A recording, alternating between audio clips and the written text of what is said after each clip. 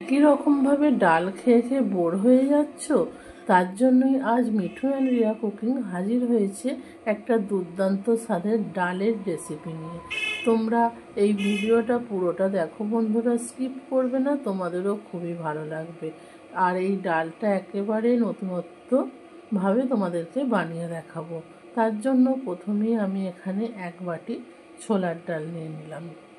যে বাটির মাপ করে ছোলার ডাল নিয়েছি সেই বাটির মাপ করে এখানে 1/2 বাটি মটর ডাল নিয়ে নিলাম। সব কিছুকে খুব ভালোভাবে দেখো মিক্স করে নিচ্ছি। এখানে আমি 2 রকম ডাল ব্যবহার করেছি, আর আগে থাকতে ছোলাটা ভিজিয়ে রেখেছিলাম, সেই ছোলাটা এখানে দিয়ে দিলাম। এখানে 2 মুঠো আমি ছোলা দিয়ে দিলাম। এবার জল দিয়ে ভালোভাবে এটাকে রগড়ে রগড়ে ধুয়ে নিতে হবে, কারণ ডালের মধ্যে অনেকটা পরিমাণে নোংরা থাকে। তার জন্য ভালো করে জল দিয়ে এটাকে রগড়ে রগড়ে ধুয়ে নিয়েছি, আর জলটাকে দেখো ফেলে দিয়েছি। এবার একটা প্রেসার কুকার নিয়ে নিলাম।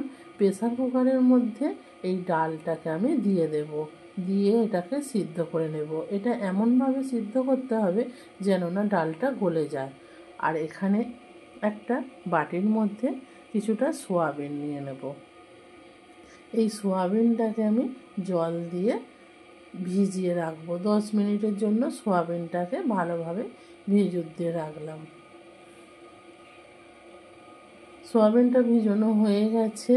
এখানে কিছুটা আলু কেটে নিয়েছি। দেখো এখানে কিছুটা আলু খোলা শুদ্ধ কেটেছি, আর কিছুটা আলু খোলা ছাড়া কেটেছি। এই রকমভাবেই কিন্তু আলুটাকে কেটে নিতে হবে। আলুর সাইজটা এই রকম আমি রেখেছি। তোমরা যদি এর থেকে ছোট কিংবা বড় করতে চাও সেটাও করতে পারো। আর এখানে কিছুটা বাদাম নিয়ে নিয়েছি, কাঁচা বাদাম। প্রথমেই একটা কড়া বসিয়ে দিয়েছি, কড়ার মধ্যে দিয়ে দিলাম সর্ষের তেল। তেলটা ভালোভাবে গরম হয়ে গেছে। এবার আমি বাদামগুলোকে দিয়ে দিয়েছি, দিয়ে ভালোভাবে এটাকে ভাজতে হবে। দেখো বাদামের গায়ে কিন্তু সুন্দরভাবে কালার এসে গেছে। এবার আমি বাদামগুলো তেল থেকে সব তুলে নেব। এখানে বাদামগুলো আমার তোলা হয়ে গেছে। কড়ার মধ্যে তেল আছে, তেলের মধ্যে প্রথমেই দিয়ে দিলাম তেজপাতা আর শুকনো লঙ্কাকে কেটে দিয়ে দিলাম। আর ফোড়নের জন্য দিচ্ছি 5 ফোড়ন। দিয়ে ভালোভাবে ফোড়নটাকে ভেজে নিতে হবে। ফোড়ন থেকে যখন সুন্দর একটা গন্ধ আসবে তখন যে আলুগুলো আমি কেটে নিয়েছিলাম সেই আলুগুলোকে তেলের মধ্যে দিয়ে দেব। দিয়ে ভালোভাবে সময় নিয়ে আলুটাকে কষাতে হবে, যাতে আলুটা ভালোভাবে ভাজা হয়ে যায়।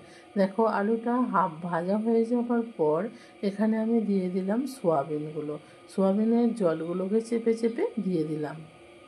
দিয়ে ভালোভাবে আলুগুলোকে আমার কষিয়ে নিতে হবে। আলুগুলো একটু নরম হয়ে যাওয়ার জন্য সামান্য একটু লবণ দিয়ে দিলাম, আর দিয়ে দেব আদার বাটা। এখানে আমি 2 চামচ মতন আদা বাটা দিয়ে দিলাম। দিয়ে সুন্দরভাবে আলুটাকে কষিয়ে নিতে হবে। আলুটা দেখো অনেকটা সুন্দরভাবে কষানো হয়ে গেছে। এবার আমি এখানে দিয়ে দিলাম 1 চামচ হলুদ গুঁড়ো আর 1/2 চামচ লঙ্কার গুঁড়ো, আর 1/2 চামচ দিয়ে দেব ধনে গুঁড়ো। দিয়ে ভালোভাবে আবারও আমি আলুটাকে কষিয়ে নেব। আমরা তো একই রকমভাবে ডালটা করে খেয়ে দেখি, আর এই রকমভাবে তোমরা একবার হলেও বানিয়ে খেয়ে দেখো বন্ধুরা, এটা কিন্তু দুর্দান্ত হয় খেতে। আমি এটা তোমাদেরকে গ্যারেন্টি দিয়ে বলতে পারি, কারণ আমি যখন বাড়িতে এটা বানিয়েছিলাম সবাই কিন্তু চেটেপুটে খেয়েছিল। এবার এখানে দিয়ে দিলাম টমেটো কেচাপটা দিয়েও ভালোভাবে কষিয়ে নিয়েছি। কষানো রেডি হয়ে গেছে। এবার আমি এখানে দিয়ে দিলাম জল। এখানে জলটা দিয়ে দিলাম।